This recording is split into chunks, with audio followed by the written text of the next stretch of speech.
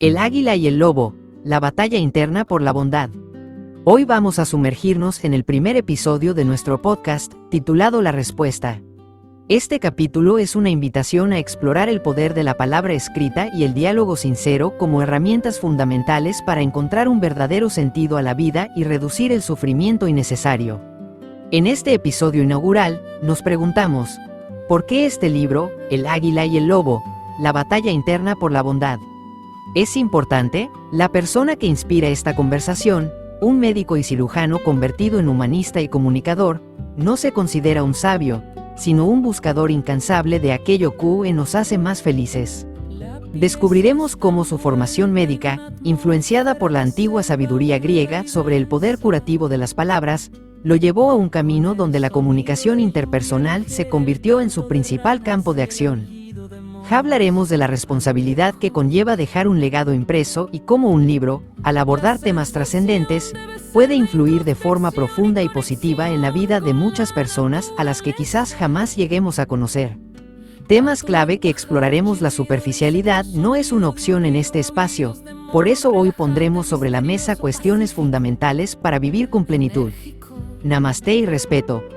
¿Cómo podemos respetar a los demás y reconocer su algo divino, incluso a aquellos cuyas conductas son inaceptables? Exploraremos la filosofía del Namaste y la diferencia entre un rival y un enemigo. La naturaleza del mal. Profundizaremos en la analogía de los indios navajos sobre el lobo y el águila que habitan en nuestro interior. ¿Quién gana esta batalla? Aquel a quien decidimos alimentar cada día. Generosidad y comercio. ¿Es la generosidad verdadera un acto de esperar nada a cambio, o esconde siempre un intercambio comercial? Perdón y olvido. Desarraigaremos el mito de que perdonar es olvidar. Descubriremos que el perdón es una herramienta para liberarnos a nosotros mismos al reducir el peso negativo de las malas experiencias en nuestra memoria emocional. También abordaremos la importancia de perdonarse a uno mismo. Prepárense para una conversación entretenida, divertida y a la vez profunda, donde juntos buscaremos referencias y propuestas para enfrentar los retos de la vida con firmeza y sentido. Comencemos este episodio de Secretos de Lily, El águila y el lobo, la batalla interna por la bondad. Copyright Stream LA por Secretos de Lily. Todo el contenido aquí compartido es propiedad intelectual y está protegido por derechos de autor. Queda prohibida la reproducción total o parcial sin el consentimiento expreso de sus creadores. ¿Por qué escribimos este libro y por qué es algo importante? La sabiduría tiene muy poco sentido en solitario. Si yo comencé a escribir fue porque confié en la fuerza curativa de la palabra. Cada obra escrita puede ser crucial para alguien o para muchos e influir en nuestras vidas de una forma muy profunda y positiva. Por eso debemos ser responsables con nuestro legado impreso. Cada libro tiene un camino y muchas más consecuencias de las que podamos prever en el momento de lanzarlo a la imprenta. La superficialidad no es una opción. Si hablamos de cosas trascendentes, que nos ilusionan, nos duelen o nos perturban, y buscamos juntos respuestas, elaboraremos un libro que ayudará a otras personas a encontrar referencias y propuestas que les ayuden a vivir sus vidas con verdadero sentido. Con acento agudo N soy yo. Lo siento, yo no soy ningún sabio. Soy un estudioso, un buscador de aquello que nos hace más felices y reduce el sufrimiento innecesario. Lo hago tanto en el campo de la medicina como en el de la psicología y la filosofía. Me preocupo de descubrir qué parámetros, qué guías, nos pueden ayudar a hacer frente con más éxito a los retos que la vida a cada uno de nosotros nos plantea. Es lo que más me interesa. Mi formación es la de médico, ejercí la cirugía general y del aparato digestivo durante 26 años. Siempre lo hice muy influido por la lectura de un libro que compré antes de empezar la carrera, La relación médico-enfermo, que escribió un gran antropólogo y médico, el profesor Pedro Laín Entralgo, catedrático de Historia de la Medicina de la Universidad Autónoma de Madrid. Este libro describía cómo algunos médicos griegos, hace ya muchos siglos, habían descubierto que las palabras tenían la capacidad de activar algo en el cuerpo humano y que eso que se activaba ponía en marcha el proceso curativo.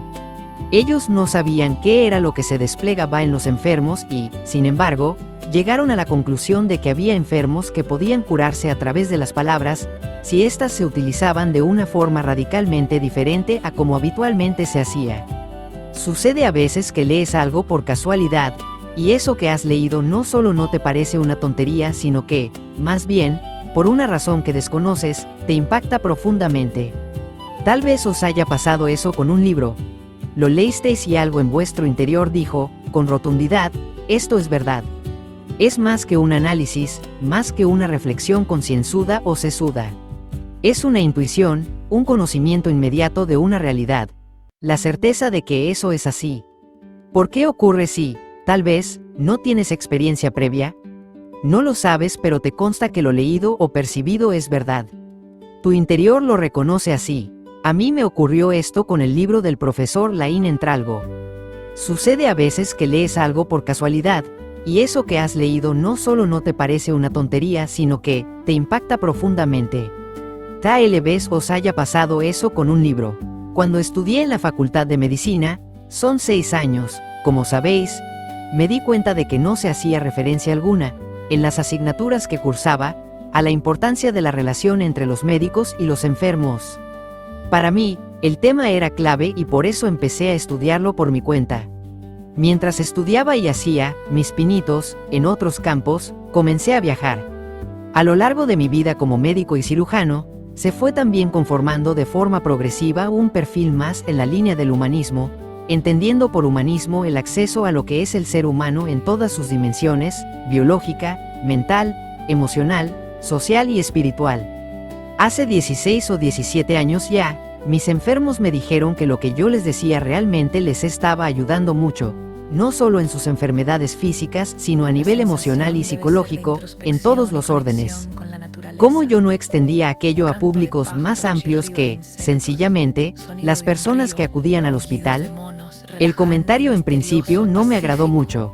Es como si a cualquiera de vosotros o vosotras os dijeran por qué no os dedicáis a otra cosa. Uno se lo puede tomar así, a la defensiva. No era la intención de mis pacientes. Al contrario, había un gesto profundo de generosidad en sus palabras. Cuando una de mis pacientes, después de haber pasado por una situación muy difícil y muy dolorosa, me aseguró que conversar la había ayudado mucho, decidí intentarlo. Me fui a una escuela de negocios donde había hecho un programa en dirección hospitalaria y comenté lo que me pasaba. Les pareció algo muy importante y que podía ayudar a muchas personas. Sin embargo, yo seguía con mi cirugía. Poco a poco me fueron invitando a más sitios, y al final me dediqué plenamente a trabajar en este mundo de la comunicación interpersonal. QE es un libro y a quién importa. Me he dado cuenta de una cosa. Cuando uno escribe un libro, piensa, ¿un libro qué va a hacer al lado de los miles y miles que se publican anualmente? ¿Un libro qué va a suponer en la vida de una persona? Punto. Hace poco tuvimos un evento que se llamaba Ahora tú, y, entre conferencia y conferencia, los autores firmábamos libros. Algunas personas nos revelaron entonces hasta qué punto una frase, una experiencia, un comentario les había ayudado en un momento muy difícil de su vida. Mi primer libro lo escribí hace 8 años y me he ido encontrando con personas, en distintos países, que me han asegurado que algunas de las cosas que habían leído les habían ayudado a descubrir nuevas posibilidades en su vida. Por eso, cuando pensamos en dar forma a un libro, es muy importante que tengamos en cuenta a cuántas personas podemos ayudar, personas a las que posiblemente jamás conoceremos. Sin embargo, sí podemos tener un impacto claro, a nivel biológico, mental, emocional, social e incluso espiritual. Esa es la razón por la que creo que puede salir de aquí algo realmente valioso. Nuestra cultura parece afirmar a menudo solo que hay algunos que saben y que el resto son personas fundamentalmente ignorantes. Yo no creo que esto sea así. Cuando Sócrates, la persona probablemente más sabia que ha existido en todo Occidente, afirmó, «Solo sé que no sé nada y aún así sé más que los que esto lo ignoran», es de rigor reconocer que todos somos en algo ignorantes y que también todos podemos aprender y mejorar. Debemos ver nuestro libro con mucha ilusión. Es más que una charla, aunque eso ya para mí sería muy agradable, hablar. Debemos incluir en él aquello que de verdad es importante. No puede ser un libro superficial, no podemos hablar de tonterías, sino de cosas que a todos nos importan. A veces esas cosas que nos importan para alguien pueden ser tonterías, pero si son importantes para nosotros, desde luego no las vamos a considerar como tales. ¿Quién es nadie para juzgar como tonto algo que me importa? No hay pregunta tonta si manifiesta una inquietud que tenemos. Cuando pensamos en dar forma a un libro, es muy importante que tengamos en cuenta a cuántas personas podemos ayudar. Por último, nuestro diálogo debe ser entretenido, divertido y a la vez profundo. Yo no os voy a decir cómo tenéis que vivir vuestra vida porque si lo hiciera lo lógico sería que me invitarais a marcharme. Sí podemos escuchar eso que nos interesa y reflexionar juntos en un ambiente de confidencialidad. Con esto tejeremos un manuscrito que será como un resumen de nuestros sueños, ilusiones, preocupaciones y luchas internas. Y, a la vez, es importante que, cuando nos hagamos preguntas, pensemos no solo en lo que nos interesa a nosotros, sino también con acento agudo n en lo que puede ser de valor para otros. 1. Nosotros y los otros adversarios y cómplices. Estás aquí con el solo propósito de darte cuenta de tu divinidad interior y manifestar tu iluminación innata. Alimenta la paz en tu propia vida y luego aplica el arte a todo lo que encuentres. Morihei Ueshiba, fundador del Aikido, no vivimos en soledad, sino rodeados de otros seres que a veces contribuyen a nuestra felicidad y a veces todo lo contrario. Debemos respetarlos en ambos casos y reconocer, pese a todo, el componente divino que hay en todo ser humano. ¿O hay seres que carecen de esa divinidad? ¿Hay personas malas por naturaleza? ¿O todos poseemos una inclinación a lo noble y otra a la destrucción, la dominación y el egoísmo? ¿Namaste debemos respetar a todo el mundo? ¿Qué ocurre si te mueves en un entorno irrespetuoso? ¿No sería de tontos respetar a quien no lo hace? Hay que comenzar por definir qué es respeto. Para mí, es un concepto nuclear. Pablo nos dice que según el arte marcial que practica, el respeto al adversario pasa por considerarlo un rival, pero no un enemigo. Yo creo que el respeto se basa en lo siguiente. ¿Creéis que en todo ser humano hay algo de extraordinario valor y dignidad? Tal vez no todos estéis de acuerdo en esto. Para quien piensa que sí es así, que en toda persona hay algo maravilloso, el respeto consiste en reconocer que, pese a todas las conductas negativas, injustas, incómodas que realice una persona y que son absolutamente rechazables, en ella, en su interior, sigue habiendo algo de un extraordinario valor. El maestro Morihei Ueshiba, creador del Aikido, insistía en esto e instruía a sus discípulos para que se defendieran, muy firmemente, pero sin que, en ningún momento, su objetivo fuera destruir al contrario. Esa actitud permite tener una tremenda fuerza a la hora de decirle, conmigo así no, sin que en tus ojos se pose la ira de aquella persona que le transmitiría al adversario, te querría muerto. Eso es para mí el respeto, algo tan profundo y complejo. El respeto consiste en reconocer que, pese a todas las conductas negativas, injustas, incómodas que realice una persona y que son absolutamente rechazables, en ella, en su interior, sigue habiendo algo de un extraordinario valor. En Oriente tienen un signo que tal vez habréis visto realizar a los budistas, se llama Namaste. Quiere decir, me inclino ante lo divino que hay en ti. No me inclino ante las barbaridades que haces, no me inclino ante tu forma de ser, ni ante tu forma de comportarte, pero sí ante huello de grande que hay en ti. No quiero destruirte, solo te quiero parar en tu conducta dañina. Es en la voluntad de destrucción donde se acaba el respeto. Por eso el maestro Ueshiba prohibió la competición en el Aikido. Solo permitió las exhibiciones. Es muy interesante su filosofía.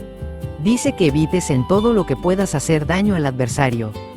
Debes inmovilizarle, y solo si la única manera de inmovilizarle es haciéndole daño podrás recurrir a ello, como último recurso.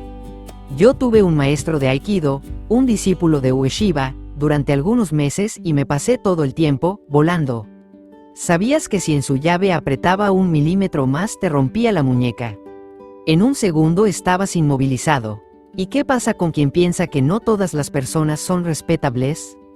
¿Qué ocurre con aquellos que no tienen nada de divino, aquellos que han cometido atrocidades que nos repugnan? Igual no solo no habría que respetarles, sino que además habría que inmovilizarles, para que no volvieran a cometer crímenes.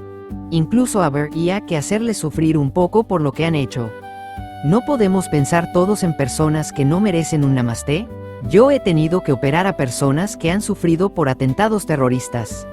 He conocido a seres humanos que han perdido a un hijo o han sufrido la amputación de algún miembro. Creo que es enormemente difícil, si te toca a ti, hacer el namasté. El namasté a ese nivel pide una grandeza por parte de la naturaleza humana tremenda. Podemos recordar un caso de todos conocido, el de Nelson Mandela. Mandela estuvo 26 años en una prisión de máxima seguridad en Sudáfrica, en Robben Island. Durante 3 años odió a sus carceleros, y más cuando su hijo murió en un sospechoso accidente de circulación y no le dejaron ir al entierro. Si en ese momento a Mandela le hubieran pedido el namasté, probablemente habría reaccionado de una manera violenta. Sin embargo, a los 3 años de su encarcelamiento, algo cambió. Se dio cuenta de que tan prisionera es la persona que está tras las rejas como aquel que está esclavizado por su odio. Y decidió la reconciliación. La reconciliación le costó muchos problemas, por ejemplo con personas muy cercanas a él y que lo que querían era la revancha. Pero, al final, logró que aquellas personas que habían hecho daño a tantos pidi eran un perdón sentido. Cuando a una persona se le pide un perdón auténtico, no ficticio, que revela no solo remordimiento sino también arrepentimiento, esa persona puede llegar a perdonar. No digo que lo haga siempre, pero puede llegar a hacerlo. Nosotros podemos buscar a nivel personal ese namasté sabiendo que es un gran desafío y que en absoluto impide la firmeza ante la injusticia y el daño. La maldad inevitable. Lobos y águilas no es habitual pensar, cuando somos más jóvenes, que quienes nos rodean son, en el fondo, bondadosos, que merecen el namasté, pero ir cambiando con los años hasta considerar que hay gente naturalmente mala, mala por determinación, por acción y omisión. No hay mucha gente que es perversa, no por equivocación o por fuerza, sino por voluntad y con conciencia de serlo, por acción y también por omisión. Cuando hablamos del mal, sobre todo del mal moral, estamos hablando de algo que es un misterio. El filósofo danés Søren Kierkegaard dijo lo siguiente: el mal es el lugar donde está crucificada la inteligencia humana.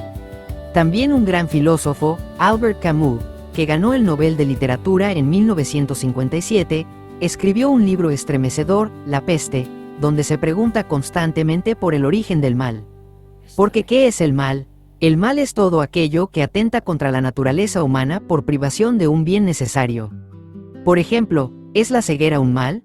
Lo es, ya que te priva de un bien necesario que es la visión. Hay que distinguir entre los males físicos y los males morales. La palabra ética proviene del griego, la palabra moral del latín y ambas significan en su esencia lo mismo. Un mal moral es todo aquello que te impide desarrollarte como ser humano, florecer y alcanzar tu plenitud. ¿Qué es el mal? Todo aquello que atenta contra la naturaleza humana por privación de un bien necesario.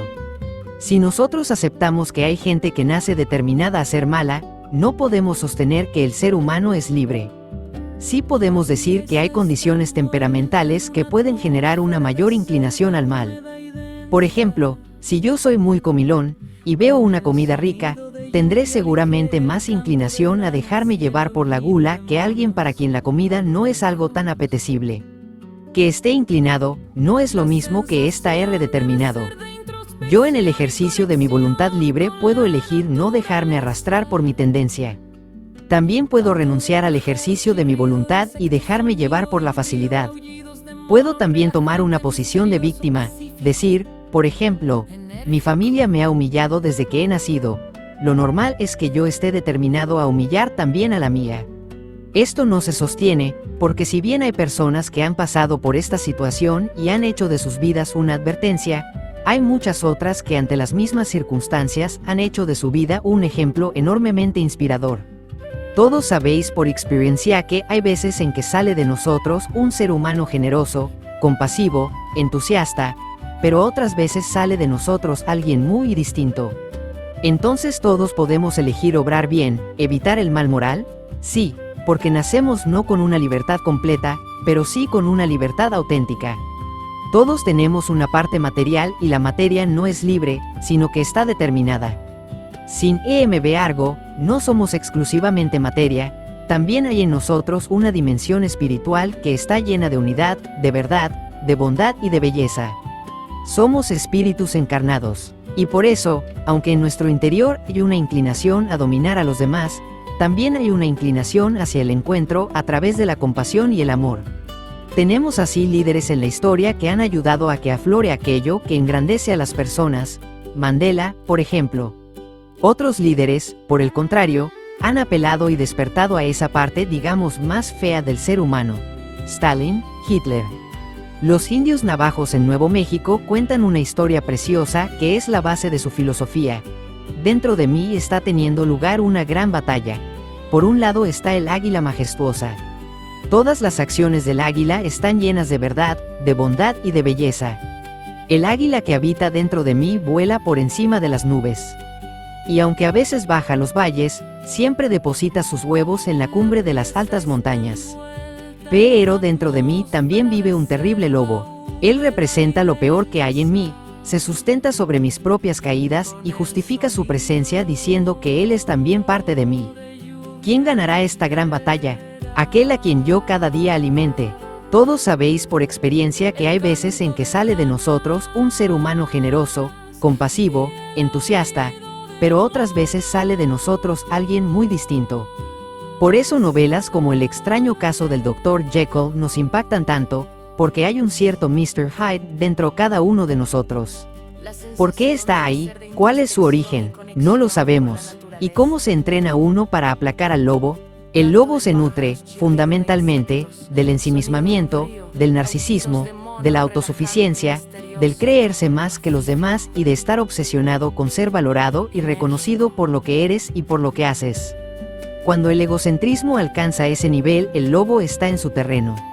Un filósofo austriaco, Martin Buber, decía que cuando nos convertimos en el centro del círculo, entonces somos incapaces de ver las inquietudes y las necesidades de los demás. Es entonces cuando alimentamos al lobo. Sin embargo, cuando comprendemos que todos tenemos sueños, tristezas y necesidades y ayudamos a otros a alcanzar esos sueños, a mitigar sus tristezas y a cubrir sus necesidades, entonces es como si abandonáramos ese círculo de nuestro egocentrismo y facilitáramos que apareciera una elipse. La elipse tiene dos centros que somos tú y yo. Cuando en nuestra relación construimos una elipse, estamos alimentando al águila. Generosidad y comercio. No pasa casi siempre que aquellos a los que les encanta ver felices a los demás, ¿también les encantaría que les correspondiesen? ¿No es normal sentirse bien haciendo el bien pero mal si no te tratan en consonancia? Es clave lo que estás diciendo. Hay que distinguir entre lo que es la generosidad y lo que es un simple intercambio comercial. El lenguaje con frecuencia genera confusión y es importante matizar. Vamos a imaginarnos que esta botella de agua es mía. Supongamos que tú no tienes agua y yo te sirvo. Hace calor, tienes sed, no tienes agua. Sonríes. Estás contenta porque tienes más agua. Yo también estoy feliz. Poco después, han cambiado las cosas. El agua la tienes tú. Yo no. Estoy esperando pero tú no me das agua. Así que yo me enfado. Eso no fue generosidad, fue un intercambio comercial. Yo di porque esperaba en algún momento recibir. ¿Quiere eso decir que si me das un poquito de agua no me va a gustar? Todo lo contrario, me va a encantar. Pero lo que importa es si compartí mi agua contigo porque esperaba que en un futuro también tú lo hicieras o porque con mi gesto esperaba poderte ayudar, aunque fuera mínimamente, a ser más feliz. La segunda actitud la mayor parte de las veces, no siempre, provoca en el beneficiado por mis actos, de manera natural, el deseo de hacer lo mismo. El deseo de ayudarme a mí. Del mismo modo, la verdadera generosidad en una pareja, algo muy difícil pero a lo que uno debe tender, si es verdad que ama, es estar dispuesto a dar el 100% de su cariño aunque el amado dé un 0%. Quiero pensar que lo más bello ante tu pareja no es estar con ella porque la quieres, sino estar con ella para quererla. Es tal vez el momento de recordar las palabras de Paulo Coelho. Quiéreme cuando menos lo merezca porque es cuando más lo necesito.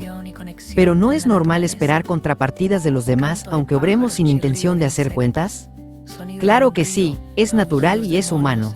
Sin embargo, si reflexionamos un poco sobre este tema, nos daremos cuenta que cuando por ejemplo uno llega a casa y está enfadado porque ha tenido un mal día, está rabioso y lo ve todo negro, no hay quien le aguante. En ese momento, ¿quién es quien verdaderamente le ayuda? Aquel o aquella que le acusa de estar insoportable o quien recapacita, lo está pasando mal, vamos a seguir siendo cariñosos y respetuosos con él porque es cuando más lo necesita. En ese momento en el que somos como un fuego, las otras personas pueden echar agua o echar gasolina. El perdón y el olvido, ¿qué es para ti perdonar? ¿Es olvidar? ¿Es factible o resulta tan complicado que es imposible lograrlo?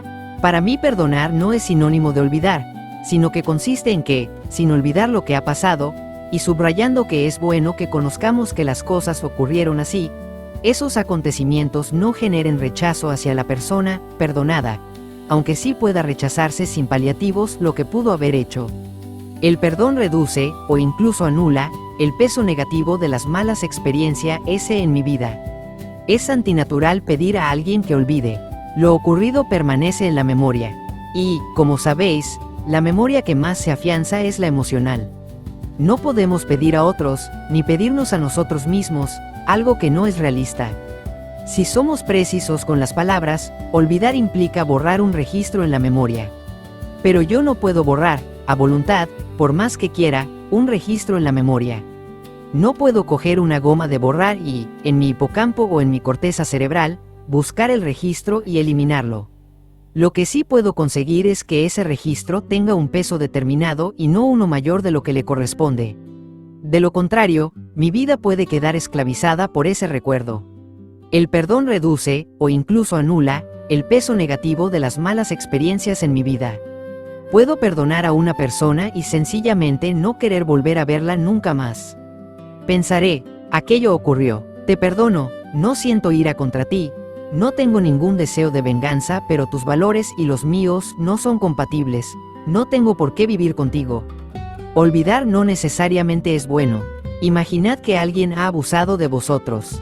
Eso te ha llevado a la ira, al odio, al rechazo. Con todo, llega un momento en que perdonas y dices, me acuerdo de que abusaste de mí. Lo recuerdo y, aún así, te perdono, y de este modo te dejo marchar y me libero a mí mismo. El perdón libera mucho más al que perdona que al perdonado. ¿Y ese no olvidar no puede entenderse como rencor? Tenemos que asumir una cosa, nunca llegaremos a la perfección. Debemos vivir con eso, somos frágiles, vulnerables e imperfectos y, aún así, también somos extraordinarios. Una cosa es reconocer que el recuerdo emocional existe y otra cosa es que uno viva anclado a ese recuerdo. Si uno ha sufrido una infidelidad podría ser que decidiese dejar de tener relaciones de pareja y eso tal vez sería dañino porque haría que la persona posiblemente se aislase. Lo que hemos vivido forma parte de lo que somos, pero no necesariamente determina mi forma de vivir y de relacionarme con los demás, aunque pueda, eso sí, condicionarla. A quien vive en el rencor y el resentimiento, algo le come por dentro, porque no se ha liberado, no ha perdonado. El perdón ayuda a construir un futuro que no sea una simple prolongación del pasado. Somos frágiles, vulnerables e imperfectos y, aún así, también somos unos seres extraordinarios. ¿Y si tengo un trauma es porque no perdono? No necesariamente, no podemos sacar conclusiones tan a la ligera. Estoy pensando en Richard Mollica, que es catedrático de psiquiatría de la Universidad de Harvard. Este médico y su equipo intentan ayudar a personas que han combatido o padecido en guerras y que se han establecido en Nueva Inglaterra. Su investigación le llevó a descubrir que muchos de estos pacientes que padecían severos traumas que les impedían adaptarse a su nuevo entorno no tenían esos traumas porque no perdonaron a sus verdugos, sino porque no se perdonaban a ellos mismos por haber sobrevivido cuando muchos de sus familiares habían sido exterminados. Algo en parte parecido se evidenció en los años 60 en Estados Unidos con las mujeres que habían sufrido una violación. Cuando una mujer era violada e iba a un hospital, la policía llamaba a la familia. La situación más habitual era que la familia llegara y, después de los primeros besos y abrazos, enseguida le reprochesen cosas como, hija mía, si es que te dije que no fueras con ese chico. Es que eres muy crédula. ¿Cuántas veces te he pedido que no fueras por sitios oscuros? Los psicólogos dieron cuenta de que esta actitud hacia las víctimas de las violaciones tenía efectos muy negativos en su recuperación psicológica, ya que aquellas mujeres tendían entonces a culparse de lo que había ocurrido. Tanto la policía como los psicoterapeutas decidieron abordar a las familias antes de este primer encuentro para recordarles y subrayar que la víctima había sufrido una situación muy dura y compleja y que había tenido, a pesar de su miedo y su dolor, el coraje de pedir ayuda. Les pedían a las familias que hicieran énfasis en eso. Al cambiar el discurso, la recuperación psicológica de estas mujeres empezó a ser mucho mejor. Podemos transformar el registro de la memoria si conseguimos que quien recuerda evalúe los acontecimientos y sus emociones de una manera diferente. ¿Cómo puede suceder esto, que el recuerdo de algo que ha sucedido pueda llegar a cambiar? El recuerdo tiene 3 elementos. El primero es un dato objetivo que ocurrió. Si alguien me pega con una botella en la cabeza, el dato objetivo es la agresión, el golpe y la brecha que me produjo. El segundo elemento consiste en la emoción que experimenté en el mismo instante en el que se producía el acontecimiento. En este caso sería el dolor. No solo eso forma un recuerdo.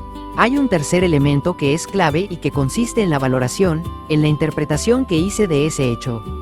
El conjunto es lo que crea la experiencia que nos queda. Podemos transformar el registro de la memoria si conseguimos que quien recuerda evalúe los acontecimientos y sus emociones de una manera diferente. No hace mucho viajé a Los Ángeles para participar en un programa de formación con gente muy reconocida. Había una chica de 35 años que contó que jamás perdonaría a su madre porque la había abandonado cuando era muy niña y la había dejado al cuidado de su abuela. Eso había condicionado su vida, de tal manera que había mantenido, durante muchos años, una relación de extraordinaria frialdad con su madre. Sin embargo, hacía poco había descubierto que la razón por la que su madre la había dejado con su abuela era que, de haberse quedado juntas, la niña no habría podido sobrevivir por las dificultades económicas que la madre padecía. La separación había supuesto para la madre un dolor muy intenso.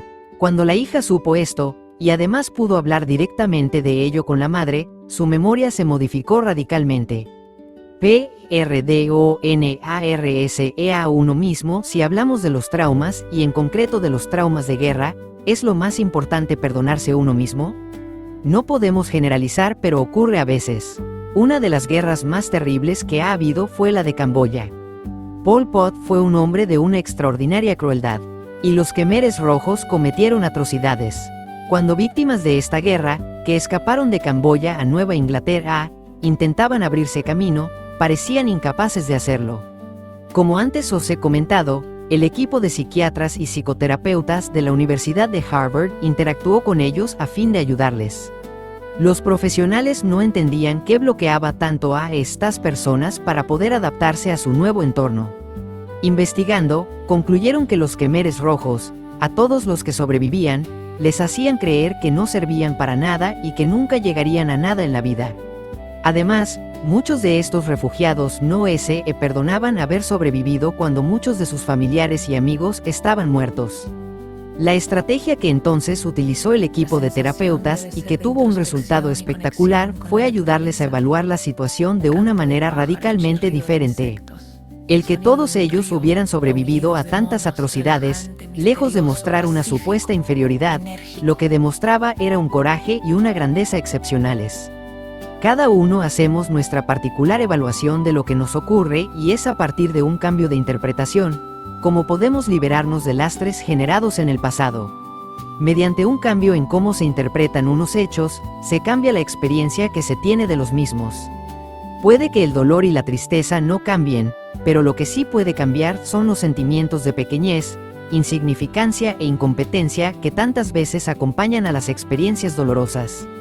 Cada uno hacemos nuestra particular evaluación de lo que nos ocurre y es a partir de un cambio de interpretación, de un cambio de perspectiva acerca de lo ocurrido, como podemos liberarnos de lastres generados en el pasado, que se sufren en el presente y que nublan nuestro futuro.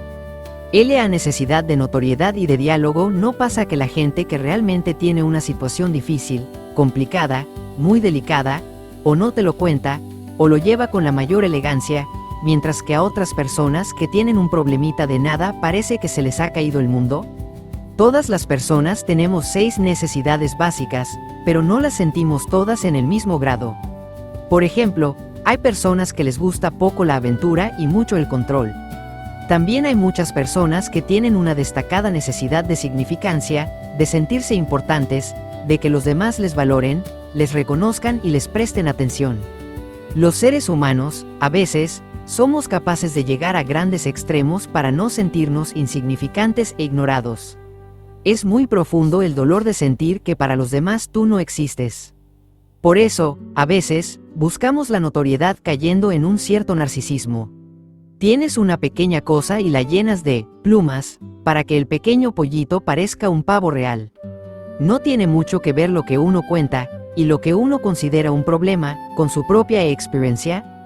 Yo jamás he estado privado de comer, he tenido la suerte de nacer en una familia en la que nunca me ha faltado nada, con lo cual, para mí puede ser un problema algo que carece de importancia para quien siempre lo ha pasado peor, alguien que quizás sí está privado de comida, lo que objetivamente es mucho más grave que cualquiera de mis problemas. Yo cuento mi problema como algo grande porque a mí me lo parece. ¿Debo minimizar los problemas si, en la sociedad en que vivo, para mi vida, tienen importancia y requieren una solución? En lo que contamos importa la intencionalidad con que lo hacemos. Podemos tener la intención de compartir algo que en nuestra vida es relevante. O, en cambio, querer compartir algo por llamar la atención y ser el centro de la mirada de los demás. Si narras una historia sobre algo porque te interesa o porque te duele, tu intención consiste sencillamente en compartir algo que para ti es relevante. Aquí no hay búsqueda de significancia. Otras veces, la intención es distinta. O se trata ya de poner en común algo con tus amigos o con tu familia porque pueda ser de utilidad para ti o para ellos, sino que lo que hay es una clara búsqueda de notoriedad, de convertirte en el foco de atención de todos. Pero nos cabe a nosotros juzgar, sobre todo si conocemos poco a quien cuenta. El ideal es siempre no juzgar, sino preguntar, para conocer, y solo al final llegar a una conclusión a la que llamamos juicio. Sin embargo, el juicio es mucho más rápido y lo más habitual es incluso prejuzgar, sobre todo cuando asumimos cosas que, en realidad, no conocemos. Cuando vemos en otra persona una clara disposición a escucharnos y a entendernos, es mucho más fácil que confiemos y nos abramos. Por eso es tan importante hacer preguntas para conocer y descubrir aquello que se encuentra bajo las apariencias. Solo así podemos conocer el mundo de la otra persona y la manera en la que está viviendo su experiencia. Es esta disposición a explorar la que nos permite profundizar en nuestro análisis, en lugar de quedarnos en la superficie de las cosas. Cuando vemos en otra persona una clara disposición a escucharnos y a entendernos, es mucho más fácil que confiemos y nos abramos que si sentimos, aunque sea de una forma sutil, que la otra persona nos está juzgando. Domesticando o el entorno. Es verdad que lo que está a nuestro alrededor también nos afecta tanto que puede quizás no curar, pero sí enlentecer el proceso de enfermedades tales como el Alzheimer. ¿Es cierto que el estado de ánimo y las circunstancias que nos rodean repercuten en nuestra salud? El filósofo José Ortega y Gasset decía que no somos un participio sino un gerundio. ¿Qué quería decir con esto? Que no estamos hechos de una única vez. Yo soy así, tú eres de esa otra manera, sino que nos vamos haciendo de forma continua. ¿Cómo nos vamos haciendo? De distintas formas. Una de ellas es a través de la cultura. La cultura nos afecta tanto en nuestra forma de comportarnos como en nuestra forma de ser. Por eso, personas que han crecido en unas culturas tienen una forma de ser muy distinta a la de aquellas otras personas que han vivido inmersas en otras culturas. El mundo emocional es un mundo fundamentalmente físico. Las emociones no son posibles sin cuerpo. Son, pues, procesos físicos. Los sentimientos son distintos. Estos últimos son la percepción consciente de que determinada emoción está teniendo lugar. Si, por ejemplo, siento miedo, ese sentimiento está reflejando una cierta frecuencia cardíaca, una situación de mis músculos y un determinado tipo de hormonas circulando por mi sangre. Todas las emociones tienen una expresión a dos niveles: la conexión seca y la húmeda. La conexión seca son los nervios, fundamentalmente pertenecientes al sistema nervioso vegetativo, que opera por debajo de la seonsayencia. Son redes que llegan a cada rincón del cuerpo, a los ganglios linfáticos, el vaso, el hígado, la médula ósea, a todas partes. La conexión húmeda se refiere a las hormonas que circulan por la sangre y otros medios líquidos del cuerpo. Cada situación emocional refleja un estado de la conexión seca y otro estado de la conexión húmeda. Si, por ejemplo, me encuentro en una situación de desesperanza, lo que está llegando por esos nervios del sistema vegetativo es diferente a lo que llegaría si estuviera en una situación de ilusión y confianza. Las hormonas que estoy movilizando, si estoy en una situación de desesperanza, son hormonas diferentes de las que movilizo cuando estoy en un estado de confianza. Dado que esas hormonas y esos nervios influyen de una manera más o menos directa, pero influyen en los 3 trillones de células que tenemos en el cuerpo, eso quiere decir que esas células no se comportan igual si les llega a su membrana un estímulo de desesperanza o uno de confianza. El filósofo José Ortega y Gasset decía que no somos un participio sino un gerundio. ¿Qué quería decir con esto? Que no estamos hechos de una única vez, sino que nos vamos haciendo de forma continua. Se ha demostrado que ocurre lo mismo en la lucha contra los tumores. El sistema nervioso simpático, cuando conduce emociones de desesperanza, afecta a los ganglios linfáticos. Estas estructuras contienen linfocitos para luchar contra las bacterias, los virus y los tumores. Se sabe que algunas hormonas como el cortisol, que se segregan en situaciones de desesperanza sostenida, pueden llegar a interferir en el funcionamiento de los linfocitos CD4 y los NK, fundamentales en esta lucha contra agentes nocivos. ¿Qué quiere decir esto? Que uno de los factores, no el único, pero es uno de los factores que influye para que una enfermedad empeore o remita es este factor emocional. ¿Es el único? No, pero afecta, y a veces mucho. En relación con ese factor emocional, el entorno en que vivimos también tiene un claro impacto en nuestra biología. Si vas andando por la calle y 3 amigas tuyas se han puesto de acuerdo entre ellas, sin decirte nada, y cuando te encuentras con la primera te comenta: «Oye, ¿tienes carucha? Pareces muy cansada», tú responderás: «Sí, pues estoy estupendamente». Al poco te encuentras con otra de tus amigas, de nuevo sin saber que ellas se han puesto de acuerdo para decirte esto: «Hola, ¿cómo estás? ¿Te encuentras bien? Te veo ojeras y muy mala cara». Si finalmente una tercera te para y te asegura lo desmejorada que te ve, casi seguro que llegarás a tu casa sintiéndote enferma. A mí me invitó en una ocasión el Hospital MD Anderson Cancer Center de Houston, en Texas, y que es uno de los hospitales oncológicos más avanzados del mundo. Jamás, y he estado en bastantes hospitales, he tenido una experiencia tan positiva en un hospital que trate algo tan negativo. Desde el diseño arquitectónico, la luz, los espacios, las personas que limpian los cristales, las peceras, hasta el hotel que pertenece al hospital, el Rotary. Todo está pensado para transmitir que hay esperanza, que la enfermedad claro que se puede vencer. Estoy plenamente convencido de que la razón por la que tienen uno de los mejores resultados en cuanto a curación del mundo no es solo por sus magníficos equipos médico-quirúrgicos, sus modernos protocolos terapéuticos y su avanzada tecnología, sino también por el entorno que entre todos han sido capaces de crear para transmitir a los enfermos un espíritu vencedor. 2. La educación, humanismo y especialización. Virtudes y valores. La pregunta no es cuánta inteligencia, sino qué clase de inteligencia tienes. La educación debería ayudarnos a todos a encontrar la nuestra. Todos somos superdotados en algo. Se trata de descubrir en qué. Esa debería ser la principal función de la educación. Sir Ken Robinson, el elemento especialización o humanismo. No parece que muchas facultades, institutos y escuelas han olvidado la formación global, el humanismo, la posibilidad de mirar al mundo desde muchas ventanas, para caer en una educación muy orientada al empleo. ¿No es preocupante que cada vez se empujen más a los jóvenes a la especialización, seguramente para superar la amenaza del paro? Para encontrar trabajo, ¿cómo nos educamos? ¿Buscamos cada vez más nuestro nicho de especialización o intentamos ser humanistas y tener flexibilidad para afrontar los problemas desde una visión más global? En la mayor parte de los casos, creo que estamos aplicando sistemas educativos que son antiguos y que no nos preparan para los desafíos que son los que tenemos que afrontar hoy. Esto es una llamada muy importante para modernizar la enseñanza. No podemos estar todavía haciendo que la gente memorice cantidades ingentes de información cuando, con un clic, toda la información está accesible en la web. Y, pese a eso, la memoria sigue estando demasiado presente en una parte significativa del sistema educativo. Hay una serie de competencias que son hoy de absoluta necesidad y en cuyo valor pocas veces se insiste: el esfuerzo, la persistencia, la confianza, el coraje, la determinación, la colaboración. Muchas veces las personas que mejor se abren camino son aquellas que se atreven a emprender algo nuevo. Lo intentan una y otra vez y muchas veces fracasan. Sin embargo, aprenden de los errores y vuelven a ponerse en marcha con entusiasmo renovado.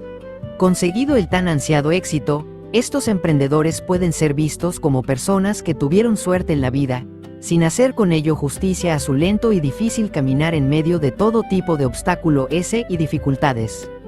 Creo que estamos aplicando sistemas educativos que son antiguos y que no nos preparan para los desafíos que hoy en día son los que tenemos que afrontar. No es cuestión de suerte, sino de todas las cualidades que acabo de mencionar: esfuerzo, persistencia. Cuando nosotros esperamos que solo por nuestros conocimientos y por nuestros títulos nos den un puesto de trabajo, lo que esperamos es lógico y es justo. Sin embargo, nuestra sociedad no siempre es justa. Por eso, el hecho de que nuestras expectativas sean justas no implica que necesariamente vayan a cumplirse. Yo veo que esas personas que son inasequibles al desaliento y que consideran que todo está por descubrir y que lo mejor está aún por llegar, han estado entrenando constantemente capacidades poco técnicas y muy humanas. Hablamos de gente que sabe colaborar, que está abierta a escuchar, que es agradable en el trato, que está dispuesta a hacer un esfuerzo cuando ven en lo que hacen un verdadero sentido. Todo eso, normalmente, no suele aprenderse en el currículum de un colegio o de una universidad. Hay que distinguir lo que es un valor de una virtud. ¿Sabéis la diferencia? Valor es todo aquello que perfecciona a un ser humano. Valores y virtudes. ¿Quieres decir con eso que debemos enseñar y aprender en valores? Primero hay que distinguir lo que es un valor de una virtud. ¿Sabéis la diferencia? Por si acaso, os la comento. Valor es todo aquello que perfecciona a un ser humano. ¿En qué sentido? En el sentido de que está conforme con nuestra naturaleza y con aquello que la mejora. ¿Nos perfecciona hacer ejercicio físico? Sí, porque mejora nuestro cuerpo y nuestra salud. El ejercicio físico reduce las posibilidades de muerte prematura, mejora el equilibrio emocional, favorece el funcionamiento del sistema inmunológico y además potencia la capacidad de aprendizaje. Por todo ello, el ejercicio es en sí un valor. En la antigua Grecia, por ejemplo, el ejercicio físico era extraordinariamente valorado, hasta el punto de que se consideraba que su práctica era esencial para tener una mente sana. También dormir 8 horas cada día es un valor, porque se sabe que cuando no lo hacemos, nos volvemos irritables, nos cuesta concentrarnos y pensar con claridad. Tal vez podamos acostumbrarnos aparentemente a dormir poco y sin embargo, salvo en un grupo pequeño de personas en las que este efecto negativo puede no darse, en el resto de nosotros, nuestra salud sí se resentirá. ¿Quién determina lo que nos perfecciona y lo que no? Nuestra naturaleza. No es una cuestión cultural. Es nuestra naturaleza la que define cuáles son los valores. Si alguna parte de nuestro ser se queja, bien sea la parte biológica, bien sea la espiritual, la parte emocional, la social, es porque estamos haciendo algo que no está ayudando a que esa naturaleza que tenemos vaya mejorando. ¿No están muchas veces los valores condicionados por el entorno social? Hay que distinguir los valores de los que estamos hablando, de los valores culturales. Los valores de los que estoy hablando dependen de tu naturaleza, no del entorno cultural en el que estés. No dependen mucho, también, de lo que nos han enseñado que es bueno. Dejadme que os haga una pregunta. En los últimos años en España, ¿sabéis en cuánto ha aumentado el consumo de ansiolíticos y antidepresivos? Entre 2001 y 2006 creció un 40%, y un 7% más cada año consecutivo. En 2011, un 15.5% de los españoles consumía habitualmente psicofármacos y la media nacional estaba 3 puntos por encima de la media europea en 12.3%. La situación es muy parecida también en otros países occidentales. Puede que haya valores que la sociedad nos inculca como buenos, pero que, sin embargo, cuando nuestra naturaleza humana los hace suyos y vive de acuerdo a ellos, contribuyen a empeorarla, en lugar de mejorarla. Por ejemplo, si un valor social fundamental que inculca la sociedad es: lo más importante en la vida es que tengas mucho dinero y te conviertas en alguien muy famoso, y haces tuyo como preferente este valor social, puede ser que, a lo largo de tu vida, observes que aunque alcances una gran fama y fortuna, eso no te hace más feliz. Quiero matizar muy bien que hay valores que la cultura decide que son los correctos y que, de acuerdo con nuestra naturaleza, pueden serlo o no serlo. Puede que haya valores que la sociedad nos inculca como buenos, pero que, sin embargo, cuando nuestra naturaleza humana los hace suyos y vive de acuerdo a ellos, contribuyen a empeorarla, en lugar de mejorarla. Si, al aprender los valores sociales, uno percibe que va mejorando como ser humano, que evoluciona y es más feliz, dirá: efectivamente, este valor que mi cultura me ha propuesto es acorde con mi naturaleza. Otras veces comprobará que no es así, y entonces la respuesta será distinta. Esos valores que mi cultura me está insistiendo en que son valiosos, mi naturaleza me prueba que no lo son. Uno tendrá que hacer un ejercicio personal de reflexión para indagar qué es lo que le ayuda y qué es lo que le perjudica a la hora de crecer y evolucionar como persona. Si los valores son aquellos que nos ayudan a mejorar, ¿qué son las virtudes? Cuando un valor se integra en tu comportamiento, hablamos de virtud. Si consideramos la amistad como un valor, porque entendemos que nos perfecciona, hablaríamos de virtud cuando ese valor lo hemos integrado en nuestra vida y ya forma parte de ella. ¿Y de dónde surgen los valores y las virtudes y cómo se aprenden? Los valores se descubren y orientan nuestra forma de caminar. Las virtudes son el resultado de un entrenamiento constante en los valores, hasta que esos valores se convierten, por así decirlo, en una especie de segunda naturaleza. Exige por tanto un gran compromiso, una enorme persistencia y una extraordinaria paciencia el entrenamiento en virtudes. Un entorno inspirador puede hacer mucho más sencillo que descubramos aquellos valores que dirigen nuestra vida en un sentido correcto. Observar a personas que son un ejemplo de virtudes nos mueve a imitarlas y aprender de ellas. La influencia del entorno en las personas, sabemos por experiencia que puede ser muy grande. Por eso, todas aquellas personas que tienen una mayor notoriedad y relevancia social han de ser plenamente conscientes de la responsabilidad que tienen con sus palabras y su conducta. Su influencia sobre otras personas puede ser mucho mayor de lo que se imaginan. Pensad en alguien que para vosotros sea un punto de referencia, porque os transmite alegría, ilusión o confianza. Si ese alguien dijera, por ejemplo, que todo da igual, que lo importante es solo pasarlo bien, resultaría más sencillo que muchas personas, las que lo admiran, tomaran sus declaraciones como un punto de referencia para sus vidas. Por eso hay un alto grado de responsabilidad asociado con la notoriedad. Los valores de verdad se descubren a medida que se vive y se comprende lo que nos ayuda y lo que nos anula. Yo pienso que los valores, como os he comentado, no se crean, se descubren.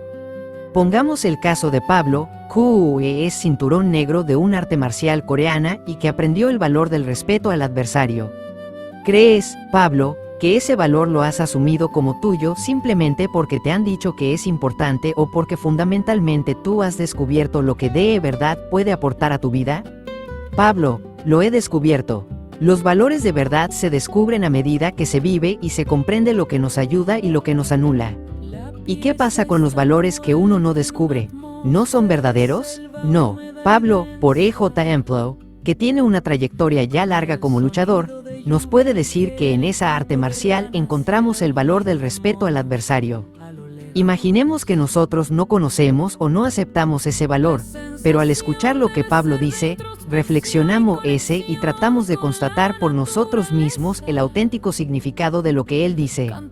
Y es una verificación de cada cual, que descubre qué valores son buenos para él.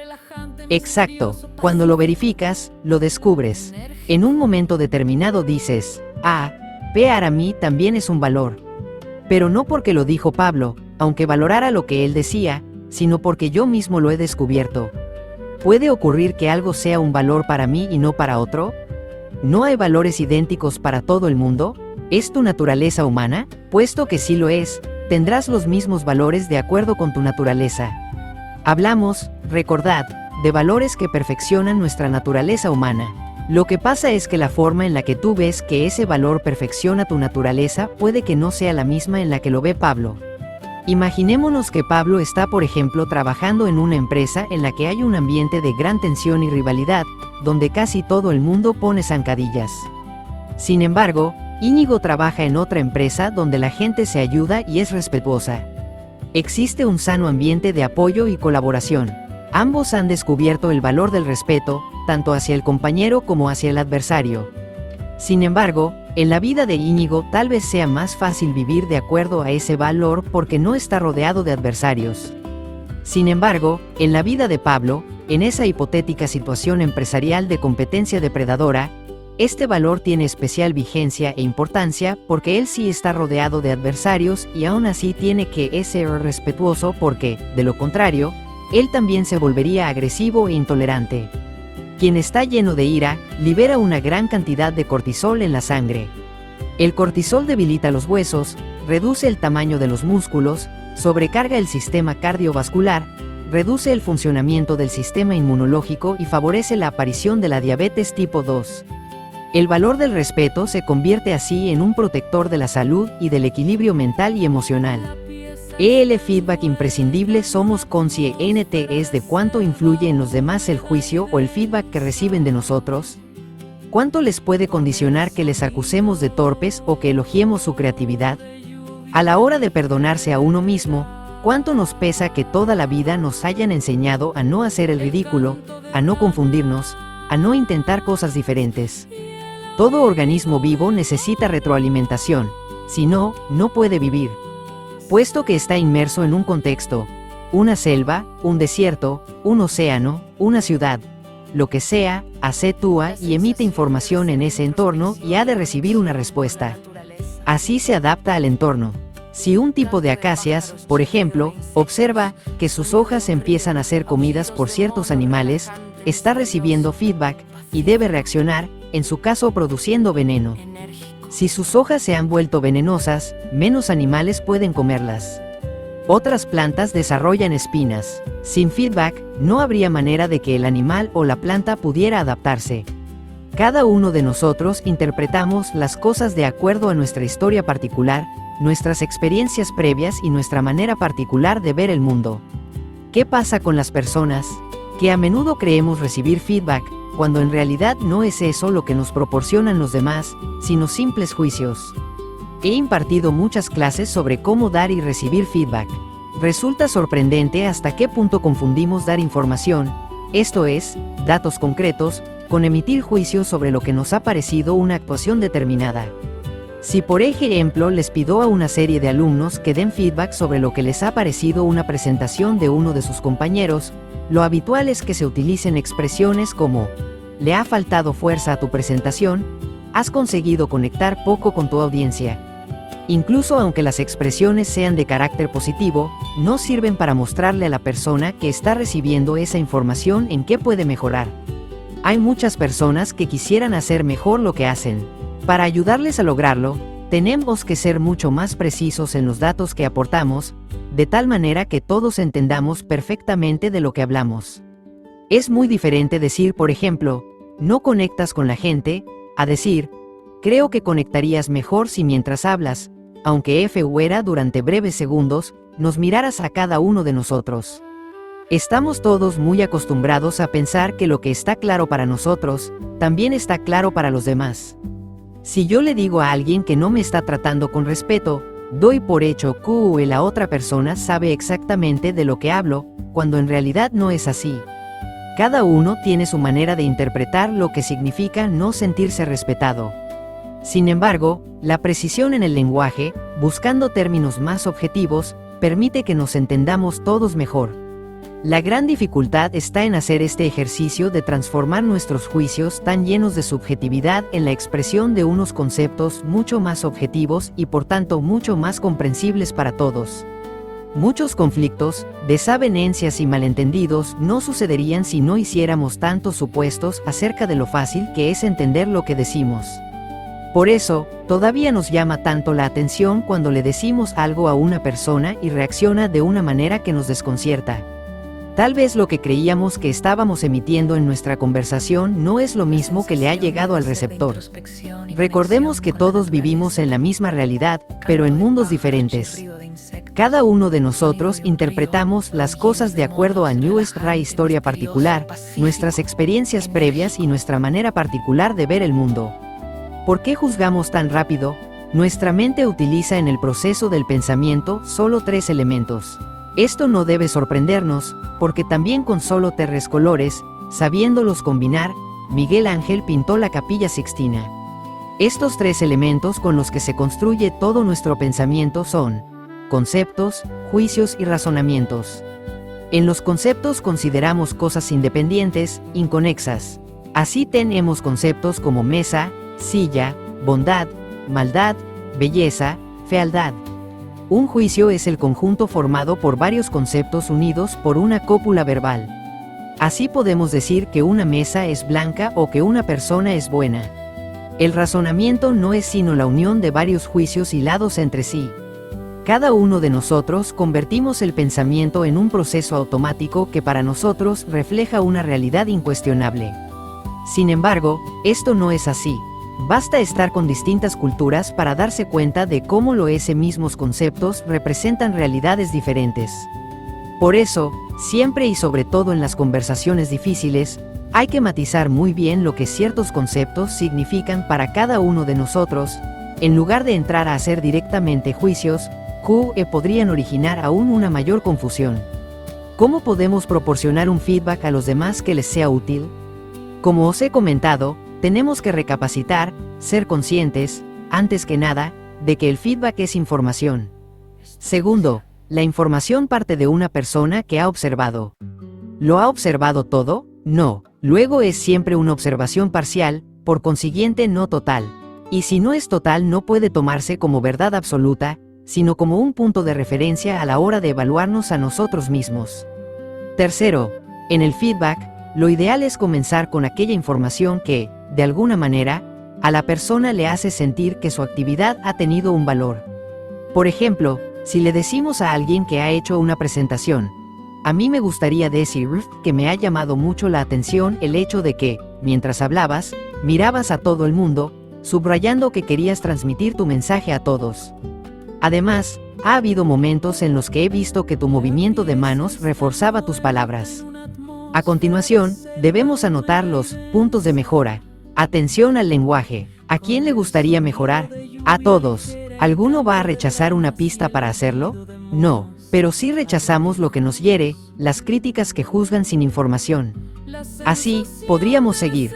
Como punto de mejora te propondría, para que tú lo evalúes, y fijaos en que las palabras no se eligen al azar. Lo siguiente, en momentos en que digas algo que tiene especial relevancia, podrías aumentar el énfasis en tu tono. No he visto a nadie que al recibir un feedback así se haya molestado, sino que, muy al contrario, se ha mostrado agradecido. CONTRA la educación, CERCENADORA. ¿Por qué los profesores, a veces, llegan a ser tan duros con los alumnos de manera que coartan sus preguntas, o ACN que a los estudiantes les dé vergüenza intervenir? ¿Por qué algunos son tan hirientes con lo que tal vez sean para ellos simples, dudas tontas? Cuando hacemos preguntas que son honestas, buscando una aclaración con el objeto de comprender y aprender, no es propio de un buen profesor responder de tal manera que la persona que ha preguntado se sienta humillada. En algunas culturas como la latina, es frecuente ver que las personas, en las clases y en las conferencias, hacen muchas menos preguntas que en otras culturas como la anglosajona. Es como si existiera un cierto miedo a hacer el ridículo mostrando la propia ignorancia. Esto es debido a que muchas veces, cuando somos pequeños, no tenemos buenas experiencias a la hora de preguntar. Por eso, si uno puede elegir, prefiere no entender a exponerse y sufrir. Hay muchos profesores extraordinarios que estimulan a sus alumnos a reflexionar acerca de lo que se les dice, para que así puedan buscar y descubrir por sí mismos la verdad. Sin embargo, hay unos pocos profesores que deberían dedicarse a algo diferente a la enseñanza. A estas personas solo les interesa soltar su rollo, y no les importa si los alumnos lo entienden o no. Crean un ambiente de tensión en clase y consideran toda pregunta como una provocación. Se trata de profesores inseguros y arrogantes que creen que la mejor defensa es un buen ataque. Hay muchos profesores extraordinarios que estimulan a sus alumnos a reflexionar acerca de lo que se les dice, para que así puedan buscar y descubrir por sí mismos la verdad. No se puede utilizar la autoridad que da ser un profesor para hacer que el estudiante que duda se sienta pequeño. Ocurre que cuesta mucho reconocer que no se sabe. Decir, no sé, pero, en mi opinión, la grandeza de una persona que enseña radica en determinados momentos en decir precisamente eso. Ignoro la respuesta a tu pregunta, pero la voy a buscar y te daré una respuesta, o quizás podemos tratar de hacerlo entre los dos. Los buenos profesores mantienen esa humildad que permite seguir aprendiendo y avanzando. ¿Por qué sentimos vergüenza? ¿Por qué tememos muchas veces participar, en clase, en un equipo? ¿Contribuyen los profesores a ello? Hay una diferencia entre el sentimiento de culpa y el de vergüenza. El sentimiento de culpa es por lo que has hecho, el de vergüenza es por lo que eres. Una de las cosas más terribles que puede hacer un ser humano con otro es humillarle. Sobre todo en público, la profesión de profesor es de una extraordinaria importancia, sobre todo si además de profesor es maestro. Los profesores transmiten conocimientos, mientras que los maestros, además de eso, inspiran y ayudan a fortalecer el carácter, a pensar con rigor y a desarrollar la propia autoconfianza. Con un maestro nunca te vas a sentir humillado. Nunca, no entra en sus esquemas mentales. Te sentirás a veces interpelado, eso sí, y también podrás sentir que te han tratado con firmeza, pero siempre te sentirás querido y respetado. Lo reconozca más o menos la sociedad, pocas personas tienen un impacto más positivo en la vida de las personas que aquellas que son unos verdaderos maestros. Por eso, han de tener siempre nuestro reconocimiento, nuestro apoyo y nuestra admiración. ¿No les vendría muy bien a muchos profesores recibir feedback? Creo que la evaluación de los alumnos a los profesores debe ser tomada muy en serio. Y no como puro trámite. En una evaluación bien diseñada, se puede distinguir entre el alumno que está lleno de resentimiento y lo vuelca en los profesores y aquel otro que, sencillamente y con razón, está profundamente insatisfecho. Si no hay un feedback bien hecho de los alumnos a los profesores y al sistema, no hay manera de corregir los errores que precisan ser corregidos. Los profesores transmiten conocimientos, mientras que los maestros, además de inspirar, ayudan a fortalecer el carácter, a pensar con rigor y a desarrollar la propia autoconfianza. No ocurre con los profesores que solo quieren feedback, aquellos que son buenos. En las universidades públicas son precisamente los mejores maestros los que pasan encuestas de satisfacción. Todas las personas en el sistema educativo tienen una responsabilidad. Si un profesor no pasa encuestas y los alumnos se dan cuenta de que no es bueno, hay que darle una solución. La callada por respuesta no es nunca la solución. La educación de los pueblos es la base de su desarrollo y su prosperidad. Por eso, a la educación hay que considerarla, no de palabra, sino de hecho, una absoluta prioridad. Aunque sus efectos beneficiosos a veces no se aprecien de manera inmediata, con el tiempo, de manera clara y definitiva, sí se apreciarán. Aquellos profesores que sin estar obligados por el sistema pasan encuestas, no creo que lo hagan porque sepan que van a ser buenas, sino porque quieren mejorar. Esa es la diferencia. La figura del profesor es fundamental. Un buen profesor puede favorecer que llegues a dominar aquello que ni te gustaba ni entendías. El profesor en su elemento, ¿hasta qué punto es relevante la figura del profesor? La figura del profesor es fundamental. Un buen profesor, como hemos comentado, puede favorecer que llegues a dominar aquello que ni te gustaba ni entendías. El hacerte una materia interesante y entretenida, el hacerte sentir que eres una persona inteligente y capaz. El transmitirte su apoyo y su confianza en ti, puede obrar auténticos milagros. Siguiendo a Ken Robinson, y su concepto del elemento, de encontrar en la gente aquello que a cada cual le fascina y donde puede dar todo lo mejor de sí, su talento, es posible ayuda a los alumnos a encontrarlo en clases muy grandes y semestres muy cortos. ¿Qué hay que hacer para ver en qué es mejor cada estudiante? ¿Puede realmente el profesor ser útil cuando tiene poco tiempo y muchos alumnos? Hay dos tipos de enseñanzas. Las ideales son aquellas en las que trabajas con un grupo pequeño de personas, puedes conocerles mejor, detectar su don. Todos tenemos uno. Muy poca gente conoce el suyo, pero todos lo tenemos. Conocer poco a poco su estilo de aprendizaje, su tipo de inteligencia y sus necesidades. Ahora bien, incluso con un grupo muy grande, aunque obviamente no puedas conocerles a todos, sí puedes transmitirles algo que les inspire y les haga creer en su potencial. Sir Ken Robinson entrevistó a los Beatles, a John Lennon y Paul McCartney, que fueron compañeros de colegio. John y Paul eran unos enamorados de la música desde que eran jovencitos. Sir Ken les preguntó qué tal les había ido en clase de música. Les había ido mal. La profesora aseguraba que no tenían talento, que nunca a él le llegarían a nada. Pero ellos tenían confianza en su capacidad y siguieron adelante para hacer realidad sus sueños. Hay muchos ejemplos de niños y jóvenes que no tenían aparentemente ningún futuro y que, con la ayuda de algunos maestros, familiares o amigos, llegaron a convertirse en figuras de extraordinaria relevancia. ¿No es cierto que muy a menudo el sistema educativo desanima o disuade y no alienta lo original y lo nuevo? El sistema educativo somos todos, no solo los colegios o las universidades. La mejora del sistema educativo es una responsabilidad de todos. Decía Gandhi que cuando señalemos con un dedo a alguien, no nos olvidemos de que 3 dedos nos señalan a nosotros. Por eso, creo que el mejor camino no es buscar culpables de lo que está mal, sino hacernos todos responsables de mejorarlo. Fuente: Sociedad Española para el Estudio de la Ansiedad y el Estrés SEAS, informe 2011 citado por Agencia EFE. 3. Yo ante el mundo, la desmotivación y la desilusión. ¿Cómo curarnos?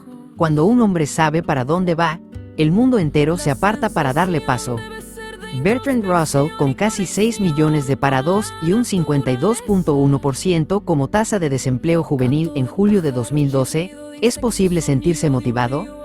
¿Es factible mantener la ilusión cuando muchas empresas y empleadores ofrecen a los jóvenes sueldos que no les permiten emanciparse, ni crecer, ni casi formar una familia? ¿Es posible ser feliz cuando parece tan complicado seguir adelante? No debemos confundir la motivación interna con la motivación externa o incentivación a agentes externos que nos obstaculizan o nos alientan. Tampoco hemos de confundir la motivación con la ilusión. Si la motivación es un motor que me pone en marcha en una dirección determinada, la ilusión es un estado de ánimo que puede o no acompañar a la motivación. Yo puedo, por ejemplo, hacer algo porque sé que es correcto hacerlo y por tanto tengo un motivo de peso para hacerlo y, sin embargo, no sentir ilusión haciéndolo. Si la motivación es un motor que me pone en marcha en una dirección determinada, la ilusión es un estado de ánimo que puede o no acompañar a la motivación. Vamos a ahondar un poco más en el concepto de motivación. Ya hemos comentado que a todos los seres humanos nos mueven las mismas cosas, pero no con la misma intensidad. ¿A quién de vosotros le gusta la aventura? ¿A quién le gustan las cosas con poca aventura y mucho control? Ahora dejadme que os haga una pregunta. ¿A aquel que le gusta la aventura le gusta necesariamente ir por ejemplo de viaje sin nada organizado, o también quiere a veces tener un poco de control sobre lo que sucede? Y a quien le gusta el control debe entusiasmarle por fuerza ir a un lugar donde todo está exactamente programado. A las 9 de la mañana visita tal, a las 9:10 visita cual, 15 minutos después en otro sitio previsto. Seguramente no. Esto es un ejemplo sencillo de que todo ser humano posee ambas motivaciones, aventura y control, pero no con el mismo grado de intensidad. Quien prefiere el control puede sentirse incómodo con demasiada aventura, pero probablemente necesitará una dosis reducida, de vez en cuando. O al revés, la motivación tiene mucho que ver con el carácter y con la personalidad de un ser humano, ya que motivación es aquello que, como hemos comentado, mueve a una persona. ¿Cómo llamamos entonces a las motivaciones externas si no son motivación? Porque hay circunstancias en que es más fácil moverse que en otras. Antes describíamos la incentivación con aquellos elementos externos que hacen más fácil que podamos expresar aquello que íntimamente nos mueve. Si, lejos de favorecer que podamos seguir nuestra motivación, esos elementos externos hacen lo contrario, entonces hablaríamos de desincentivación. Si quien ama la aventura debe trabajar en un entorno empresarial en el que todo es burocracia, todo está controlado y medido, su motivación es la misma de siempre, pero la incentivación es mucho menor, el entorno no le incentiva, ni le permite moverse como le gustaría. Es importante no confundir ambos términos. Uno no va a su empresa a que le motiven, pero sí le gustaría que al menos le incentivaran. ¿Qué quiere decir quien afirma que ha perdido la motivación? Yo creo que esa persona utiliza términos equívocos. Para mí lo que en realidad quiere decir es que ha perdido la ilusión. Si a quien, por ejemplo, ama la aventura le presento un viaje a un lugar exótico, por rutas salvajes e inexploradas, sin duda, ese viaje le hará muchísima ilusión. Si a otra persona que prefiere controlar más las situaciones en las que se encuentra le presento una propuesta en que tenga el grado de aventura y el grado de control que le gusta tener, entonces posiblemente también se sienta ilusionada. Hay personas que cuando ven que no consiguen alcanzar algo o que les importa en la vida, después de intentarlo una y otra vez, se van desilusionando más y más hasta que finalmente tiran la toalla. Recordemos una vez más que la ilusión es un estado de ánimo.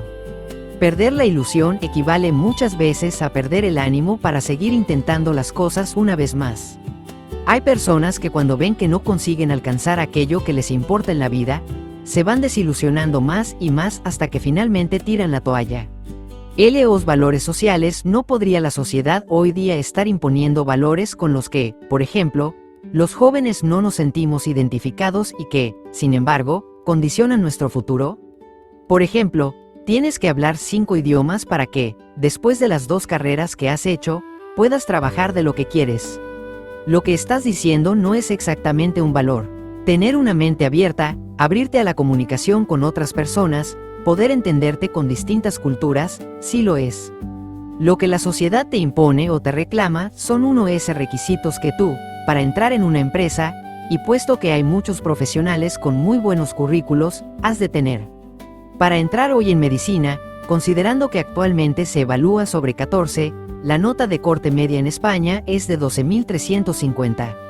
8.82 si evaluáramos sobre 10, como antes selectividad 2012. ¿No creéis que muchos que no alcanzan esa nota podrían ser excelentes médicos? Y al revés, ¿os parece que todo aquel que sí llegue a tener esa nota va a ser un buen médico? No necesariamente. Es un criterio de valor parcial, pero que es el que se aplica a falta de haber encontrado otro mejor de acuerdo a lo que se mide. ¿Cuál es el criterio adecuado? No lo sé. El criterio que actualmente se aplica considera que de las personas que van a atender a GNTE que lo necesita, el único rasgo que cuenta, no diré el más importante sino el único, es que superen determinada nota. Sin duda, es un criterio que mide conocimientos, no estoy tan seguro que mida otros elementos como capacidad de comunicación o empatía.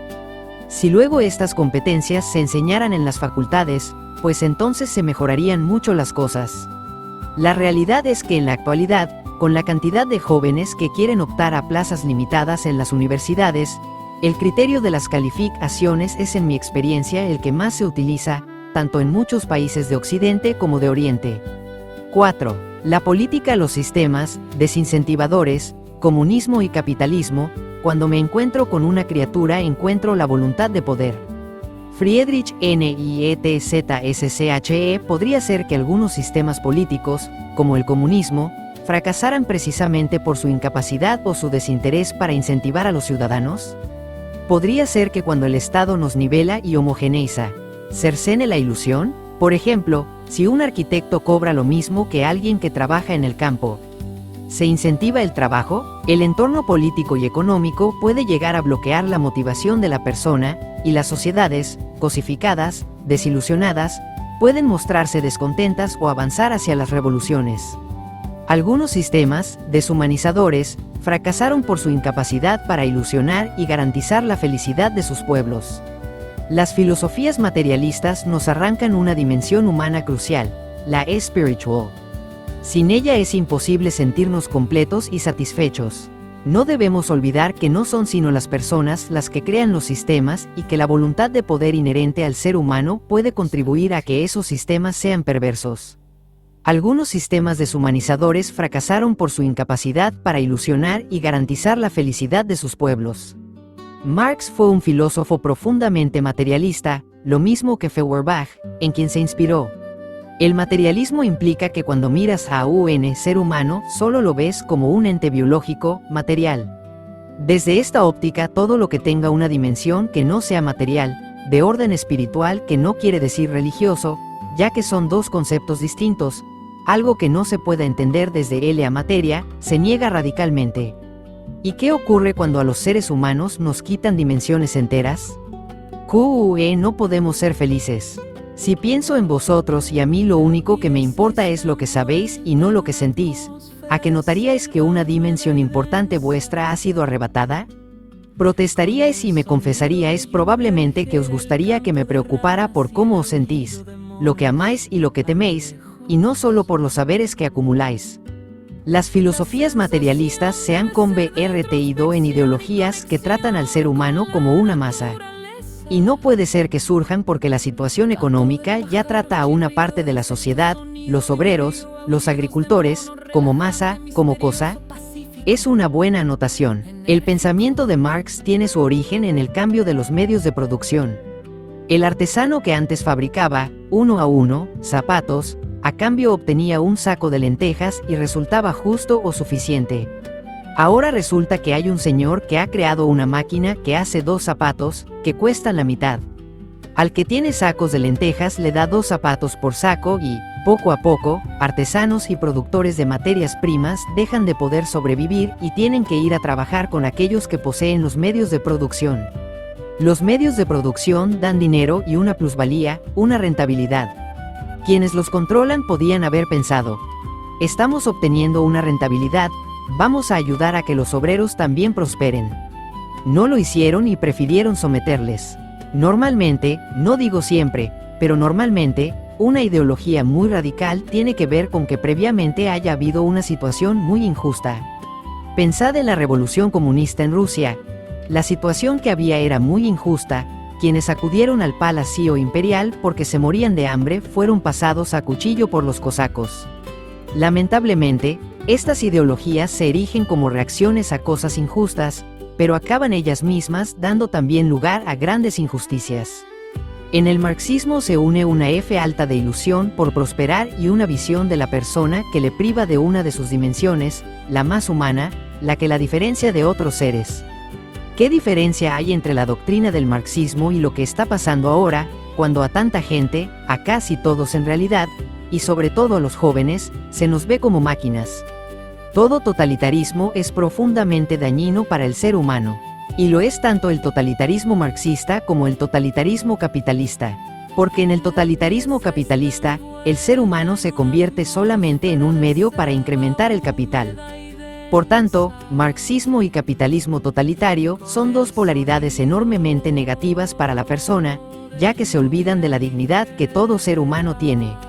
Muy probablemente esta injusticia y esta negatividad es lo que hace que se esté produciendo una rebelión a distintos niveles. A veces se trata de personas muy jóvenes, que se rebelan porque no quieren este tipo de vida, que se basa solo en el aparentar y en el tener. Ellos aspiran con toda lógica a una vida con más sentido. Marxismo y capitalismo totalitario son 2 polaridades enormemente negativas para la persona, ya que se olvidan de la dignidad que todo ser humano tiene. Cuando parece que los regímenes de corte soviético, marxista, han fracasado en prácticamente todo el mundo y no otorgan ninguna esperanza, ¿nos la otorgará el capitalismo? Porque parecemos inevitablemente abocados a este sistema, todo nos lleva a él.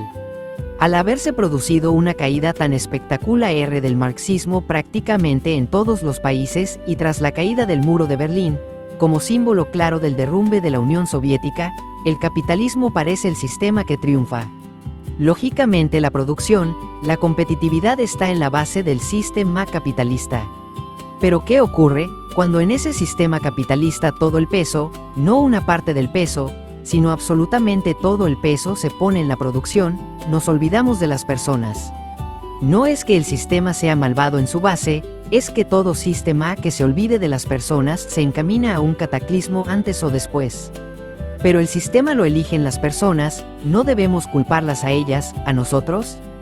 Debemos tener en cuenta una cosa, y de ello hablaba muchísimo un filósofo alemán de la segunda mitad del XIX que a todos os sonará, Friedrich Nietzsche. Nietzsche hacía mucho hincapié en la voluntad de poder. Hay algo en las personas que nos alienta a dominar. La sensación de dominio nos gusta mucho. Nietzsche sostenía que era un principio básico de la naturaleza humana, de tal manera que no afirmaba que el ser humano tenía voluntad de poder, sino que el ser humano era voluntad de poder. De lo que no cabe duda es de que el ser humano tiene una voluntad de poder en su interior. Cuando en unas personas esa voluntad de poder se sale de unos mínimos límites de contención, entonces esas personas intentan dominar al resto. 5. El futuro hoy el camino del héroe, bendito el país que tiene héroes, desgraciado el que los necesita a diario. BRTOLDBRETCH. ¿Vivimos en una sociedad conformista? ¿Lo somos los jóvenes? Pedimos cambios pero preferimos quedarnos de brazos cruzados en lugar de conseguir que sucedan. Más que querer cambiar nosotros, lo habitual es que queramos que cambien nosotros. El cambio personal es lo que más nos cuesta, y nos cuesta, no solo porque en sí sea un proceso exigente, sino también porque muchas veces no nos damos cuenta de que para que cambien las circunstancias en las que estamos, primero tenemos que empezar a cambiar nosotros. Tendemos a pensar que si las cosas fueran de otra manera estaríamos bien y seríamos más felices. De lo que no somos conscientes es de que las cosas empezarían a cambiar, o serían radicalmente distintas, si nosotros empezáramos a actuar de otra manera. Más que querer cambiar nosotros, lo habitual es que queramos que cambien nosotros. El cambio personal es lo que más nos cuesta. Es cierto que hay circunstancias en las que el trabajo interior que es necesario hacer para cambiar, no quienes somos, sino nuestra forma de ser y de actuar, es especialmente complejo. Ahora bien, en mi experiencia, ese trabajo interior es el que nos puede ayudar a encontrar ventanas donde antes solo veíamos muros. Los muros, lejos de desvanecerse, se afianzan cuando la nuestra es una actitud basada en el «a mí que me den» y «a mí que me resuelvan». Esta dependencia absoluta del exterior tiene efectos muy negativos en la propia autoestima y en nuestra capacidad para influir positivamente en lo que nos sucede. Una mentalidad de víctima, lo único que hace es bloquearnos e incapacitarnos completamente para dar una respuesta frente a los desafíos que la vida nos ofrece. Podría ser que los jóvenes nos estemos quejando mucho y, a lo mejor, haciendo demasiado poco. A mí me dijo el otro día mi padre que se nos ha hablado mucho de los derechos y poco de los deberes. No digo que no haya personas jóvenes que se han instalado en esa queja que, lejos de ser constructiva, lo único que genera es negatividad y desgaste. Sin embargo, con acento agudo N entre los adultos sucede lo mismo. Una queja constructiva aporta iniciativas, alternativas y propuestas de mejora. Una queja destructiva solo mete ruido. Esta es la postura fácil y cómoda. Todo el mundo puede instalarse en ella y, sin embargo, no añade ningún valor personal o social. A las personas que sois más jóvenes, yo os diría que si no os gusta el mundo como está, que lo cambiéis con vuestra ilusión, con vuestro esfuerzo, con vuestra generosidad, vuestro coraje y vuestro compromiso. Los verdaderos líderes son los que hacen que sucedan los cambios. Si queréis lidiar el despliegue de una nueva sociedad, tendréis que poner manos a la obra y ayudar a construir ese mundo en el que a todos nos haga más ilusión vivir. Es posible hacer algo, independientemente de la mucha confianza que tengas, si nadie te toma en serio. Para que alguien te tome en serio, primero te tienes que tomar en serio tú. Si buscáis el camino fácil no lo vais a encontrar. El camino a seguir es el camino del héroe, es decir, de la persona que a pesar de las dificultades, a pesar de que haya gente que no le dé crédito, confía en sus posibilidades, persevera en medio de las dificultades y finalmente triunfa. Tal vez no haya conseguido hacer realidad su sueño, pero de lo que tengo pocas dudas es de que el haber perseguido su sueño con la mente y el corazón le habrá ayudado a crecer y madurar como persona. Tan importante es la meta como el camino para alcanzarla. Si no os tomáis a vosotros de verdad en serio, vuestras ideas, vuestro potencial, no reclaméis al mundo que lo haga, perdonadme que os lo diga con tanta franqueza como cariño. Mucha gente no creyó ni en los Beatles, ni en J.K. Rowling, ni en Albert Einstein, ni en Thomas Alva Edison. Sin embargo, todos ellos mantuvieron su fe y su persistencia en medio de la incredulidad del mundo. El camino a seguir es el camino del héroe, es decir, de aquella persona que a pesar de las dificultades, a pesar de que haya gente que no le dé crédito, confía en sus posibilidades, persevera en medio de las dificultades y finalmente triunfa. ¿Cómo podemos empezar a cambiar las cosas? Proponer y aplicar soluciones. Las cosas las cambias cuando tomas una resolución y un compromiso de acción y te pones en marcha. A todos nos haría ilusión que una persona o más personas nos alentaran y nos aseguraran que nuestros proyectos se harán realidad. Si pensamos con un poquito de rigor, nos daremos cuenta de que al final solo hay alguien esencial en este sentido y somos cada uno de nosotros. Si los mensajes que nos mandamos a nosotros mismos son de aliento y confianza, persistiremos en medio de los obstáculos y las adversidades. Si, por el contrario, los mensajes que nos enviamos son de duda constante y de desconfianza, no ha de sorprendernos que abandonemos ante el menor tropiezo. Dentro de cada uno de vosotros y de vosotras hay una persona excepcional que solo saldrá si creéis que existe y estáis comprometidos a que cada vez esté más presente en vuestras vidas. Esa persona no es otra que vuestro mejor yo. Hace años, en Londres, durante un curso de finanzas, un profesor norteamericano comentó algo que me pareció falso y me incomodó. Pensé que se equivocaba. Sostenía que nos encaminamos a un mundo en que la clase media va a desaparecer y en que la separación entre la gente pobre y adinerada será cada vez mayor.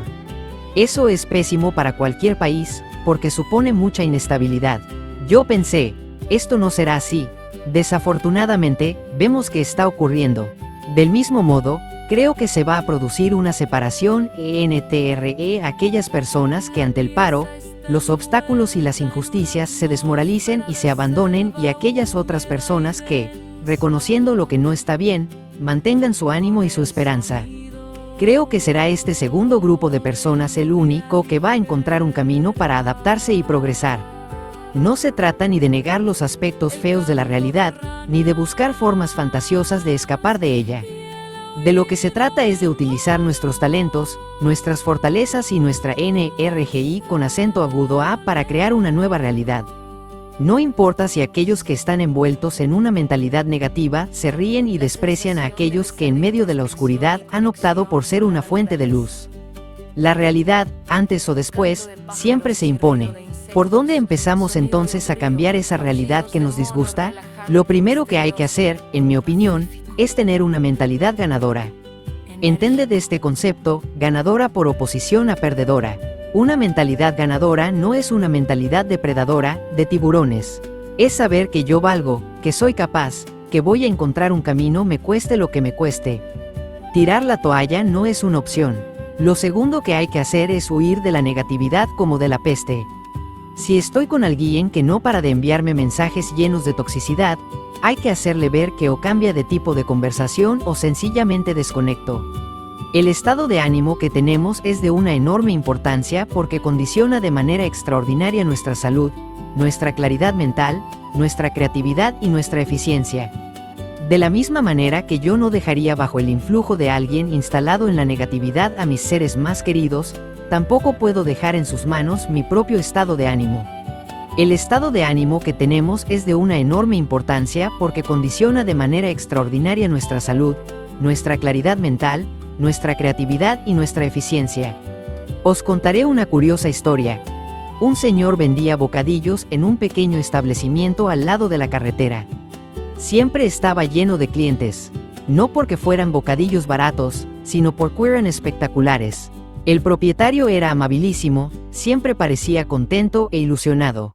El negocio funcionaba muy bien. Un buen día recibió una carta de su hijo, que estaba haciendo un MBA en una universidad muy prestigiosa. «Padre, ¿qué tal te va con la crisis?». El padre contestó: «Hijo, ¿qué crisis? Si aquí va todo estupendamente». La respuesta de su hijo le desconcertó. «¿Pero no te has enterado? Hay una crisis tremenda. Tienes que tomar urgentemente medidas». Ante esta carta, el negociante empezó a preocuparse y a hacer cábalas. «Quizás estoy comprando jamón y queso demasiado buenos». Así que empezó a comprar un producto más económico, jamón un poco peor, queso un poco peor. Empezó también a comprar en menor cantidad. También cambió de actitud, estaba más tenso. Y, poco a poco, cada vez menos gente iba a su negocio. Con la caída de clientes, reflexionó: «Lo que me dijo mi high Joe es verdad».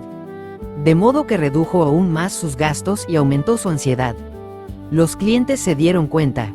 Ya no querían comprar allí sus bocadillos porque además, aunque a veces paraban, los bocadillos ya se habían acabado. Y así aquel buen hombre tuvo finalmente que cerrar. Inmediatamente escribió a su hijo: «Qué ciego era. Todo lo que augurabas era cierto. No me había dado cuenta de la crisis que había. Tengo varios amigos que tienen empresas. No os podéis imaginar cómo les va de bien en una época tan difícil como la actual. Todos ellos tienen una mentalidad positiva. Donde otros se están quejando, ellos están haciendo. Donde unos dicen no se puede, ellos están viendo que sí se puede. Donde unos aseguran, es muy difícil ir allí, imposible, ellos están yendo».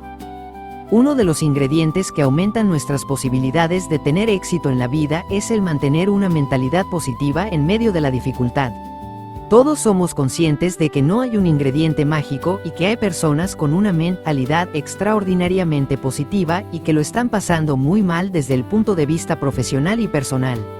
Lo que quiero transmitir es que uno de los ingredientes que aumentan nuestras posibilidades de tener éxito en la vida es el mantener una mentalidad positiva en medio de la dificultad. Hace 2 años me pidieron que clausurara un congreso de profesionales autónomos y que estaban pasando por una situación financiera muy complicada.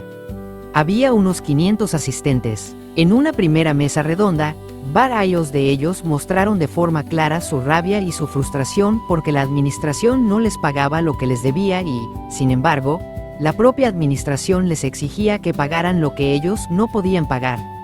Cuando dieron paso a la segunda mesa redonda, pude observar que los integrantes de la mesa tenían un aspecto más sereno y más alegre. El primero en hablar era el presidente de una empresa de embutidos. Su mensaje fue contundente: «Hay que salir a vender fuera. Y si no sabéis idiomas, no os preocupéis. Yo apenas hablo un poquito de francés. Y estoy saliendo». Quien me había invitado al congreso se volvió hacia mí y me dijo: «Esa persona que ves ahí, está vendiendo embutidos por todo el mundo. Al final, o formamos parte del problema o formamos parte de la solución, y esto exige darse cuenta de 4 cosas. 1. Estamos en un nuevo mundo. 2. Es necesario adaptarse y además merece la pena hacerlo. 3. Todos podemos adaptarnos. 4. Existe un camino. Mientras sigamos añorando el paraíso perdido, perdemos un tiempo precioso viviendo en el pasado cuando tenemos que vivir en el presente y proyectarnos al futuro. Para adaptarnos tenemos que explorar, conocer, comprender y aprender los patrones que conforman este nuevo entorno. Nadie explora o ni interesa aquello que rechaza. La adaptación pide de nosotros no solo la apertura mental para explorar nuevas posibilidades, sino también la fortaleza emocional para atrevernos a hacer lo que tal vez antes no nos hemos atrevido. El proceso de cambio tiene mucho de entrenamiento en fortaleza mental y emocional. Recordemos en este sentido las palabras de Darwin: «No es la especie más inteligente ni la más fuerte la que sobrevive, sino aquella que mejor se adapta al cambio». Si queremos poder, primero tenemos de verdad que querer, y para ello antes que nada hemos de creer. De lo contrario, nuestros intentos por mejorar y avanzar serán débiles y temerosos y lo que cosecharemos estará en consonancia con lo que sembramos. Sucede que, con la competencia que hay ahora, para destacar y encontrar nuestro sitio, parece que el único camino que tenemos es pisar a los demás. No estoy de acuerdo, no lo estoy, no puedo estarlo. Es cierto que hay empresas en las que la cultura imperante es esa. Para mí, en esas empresas no merece la pena trabajar. Pero ¿no son precisamente esas empresas las que ahora nos dan la posibilidad de tener un futuro? No es así. Yo conozco muchas empresas que no son así. Tenemos que ser muy cautos en no convertir una parte en el todo. Que haya una serie de empresas en las que cómo se hacen las cosas no importa, no quiere decir que todas sean así. Probablemente, no pocos jóvenes, al empezar a trabajar en una empresa así, podrán decir que tienen un trabajo, pero quizás perderán la salud. Y, desde luego, la felicidad. ¿Pero hay otro remedio? Podemos encontrar hueco en otro tipo de sistemas, los que terminamos de estudiar ahora, los que saltamos de beca en beca, y quizás querríamos abandonar la casa de nuestros padres y soñar un futuro. Para mí, la verdad es más amplia y más compleja de lo que expones. Tú afirmas que las únicas empresas que consideras que pueden ofrecerte un trabajo son empresas que de algún modo calificas como malignas. Yo contesto que eso es parte de la verdad, pero en absoluto toda la verdad. Sin embargo, tú la estás convirtiendo en toda la verdad. ¿Qué existen esas empresas? Sin duda. ¿Qué lo que dices es verdad? Sí, ¿es toda la verdad? No, sobre todo si colocas ese grupo de empresas en ese tapete, que es el mundo entero. Recordemos nuestra reunión de autónomos agobiados por la crisis. El 99% estaba angustiado, pero una persona, solo una, había hecho algo a lo que los demás no se habían atrevido. Se había lanzado a recorrer el mundo sabiendo solo un poquito de francés. Con apenas un poquito de francés. Pero estaba vendiendo por todas partes. Al final da la impresión de que en estos tiempos es mucho más importante que el cociente intelectual, que uno tenga, el cociente agallas, que sea capaz de poner en marcha.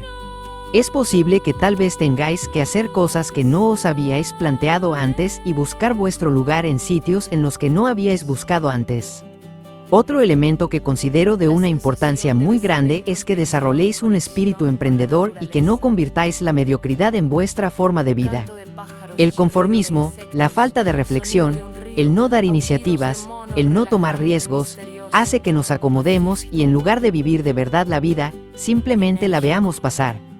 Por eso os recomiendo 4 pasos para construir el futuro que merecéis y podéis tener. 1. Comprometerse en mejorar un poco cada día. 2. Planear cómo hacerlo elaborando una estrategia sencilla. 3. Actuar. 4. Aprender de vuestros logros y de vuestros fracasos. 5. Mejorar de forma continua. El hombre sabio no cuenta sus sueños a los demás porque se reirían de él y dirían, imposible. Pero todos los días, arranca un fragmento de felicidad de su rutina diaria y, a lo largo del tiempo, va acumulando esos fragmentos como las hormigas acumulan sus provisiones. Y llega un día en el que reúne todos aquellos fragmentos y con ellos construye un castillo capaz de albergar un sueño.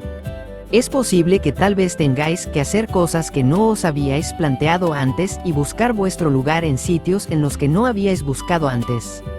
Si nos planteamos emigrar para encontrar el trabajo que nos gusta pero dejamos la otra mitad de nuestra vida lejos, tampoco seremos felices.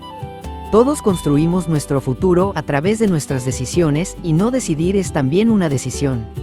Tú también tendrás que tomar en este sentido una elección. Es cierto, tienes ante ti una balanza. Todos la tenemos cuando decidimos. Y estás poniendo una cosa en un platillo y en el otro, la otra. Has de decidir qué es lo que pesa más. Si decides trabajar en una empresa como tú denominas, maligna, pero tienes el otro platillo tan lleno de amistades, de familia, de cosas que llenan tu vida. Esta será una opción válida para ti. Siempre que decimos sí a algo decimos no a otra cosa y viceversa. Eres tú quien has de definir en tus propios términos qué es el éxito y qué te acerca más a la experiencia de felicidad. Si tú no quieres decidir, serán otros o las circunstancias las que decidirán por ti. Si, por otro lado, consideras el elemento profesional como muy importante y te ves constantemente en estado de alarma porque crees que has de estarte protegiendo de jefes y colegas, esta tensión y esta ansiedad acabarán afectando muy pronto a tu vida personal. Creo que puedes buscar otros caminos que ni siquiera ahora sabes cuáles son. Estás proyectando los caminos que te imaginas que hay, no los que en realidad existen. Como he comentado antes, también existe la opción de emprender. Muchas personas están cansadas de lo que hay y prefieren montar su propio negocio y esquema de trabajo. ¿Tiene su riesgo? Sí, pero es que vivimos en un mundo marcado por el cambio, la ambigüedad y la incertidumbre, y va a ser raro que si no nos movemos, y mucho, alguien vaya a venir a ofrecernos el trabajo de nuestros sueños. No perdáis jamás la esperanza de que encontraréis algo que llenará vuestras vidas. Si una sociedad no apuesta por el potencial que tenéis, hacedlo vosotros.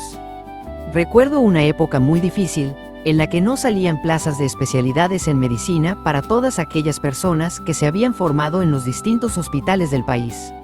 Un reumatólogo, que acababa de terminar su especialidad, se pasó un rato dando voces en el colegio de médicos. Me tienen que encontrar una plaza. He terminado reumatología, una especialidad nada fácil. Es una vergüenza. Tenía razón, pero es que su razón no le iba a dar resultados. Repito, necesitamos buscar por otros caminos. Sé que no es fácil. Lo que quiero transmitir es que no perdáis jamás la esperanza de que encontraréis algo que llenará vuestras vidas. Llevará más o menos tiempo y ese tiempo que lleve puede que no dependa tanto de vosotros, pero lo que sí depende es el creer en vosotros y en vuestras posibilidades. Si una sociedad no apuesta por el potencial que tenéis, hacedlo vosotros. 6. La vida imprevisible y las sorpresas, la irregularidad, es decir, lo inesperado, la sorpresa o el estupor, son elementos esenciales y característicos de la belleza. Charles Baudelaire: ¿no sucede a menudo que no podemos prever qué nos hará felices? La capacidad de sorpresa que tiene la vida es enorme. ¿No es verdad que cada paso nos conduce a un futuro que resulta casi imposible prever? ¿No debemos disfrutar también el camino? La vida ocurre a veces mientras nosotros nos empeñamos en hacer otros planes. Dejar la puerta abierta al misterio y la capacidad de seducción de lo imprevisible puede ser una buena actitud. Esa apertura a la aventura, a la incertidumbre, que para algunos es más desafiante que para otros, nos ayuda muchísimo a crecer. Hoy ya no me dedico a la cirugía. A mí me dicen hace 30 años que iba a publicar libros como los que escribo, y hubiera pensado que quien me decía algo así había bebido y fumado algo raro. Jamás pensé que la vida me traería aquí. Nunca. Aún así, yo para estar aquí he tenido que estar 26 años operando. Porque esos 26 años operando me han dado una dimensión del ser humano que, si no, no tendría. Esos años de práctica quirúrgica han sido para mí claves. Y donde más he avanzado es donde menos me imaginé que avanzaría. Hay que fiarse más de la vida. La vida ocurre a veces mientras nosotros nos empeñamos en hacer otros planes. Dejar la puerta abierta al misterio y la capacidad de seducción de lo imprevisible puede ser una buena actitud.